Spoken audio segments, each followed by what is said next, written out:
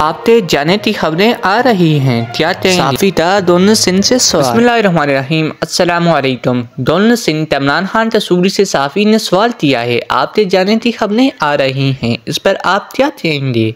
साफी के सवाल पर डोनाल्ड सिंह ने जवाब दिया थे, फिलहाल कोई सवाल नहीं ले सकता, मैं वज़ाराती अरबदारी में जा रहा हूँ। वाज़ेह रहे थे डोनाल्ड सिंह इमरान खान तसूरी की तब्दीली की बात 10 सुनाई देने लगी। ज़राए के मुताबिक जस्टर डिटाइल मकबूल बादल का नाम डोनाल्ड सिंह के लिए ज़रिए गर्दिश है। ज़राए के मुताबिक जस्टर डिटाइल मकबूल बादल तो डोनाल्ड सिंह बनाए जाने का इम्कान मौजूद है।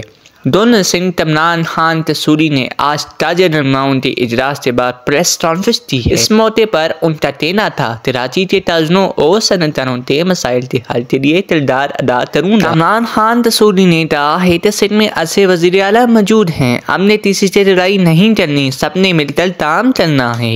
इस सवाल के जवाब में डोनाल्ड सिंह ने कहा कि कोई नहीं चाहता कि स्ट्रीट क्राइम बने।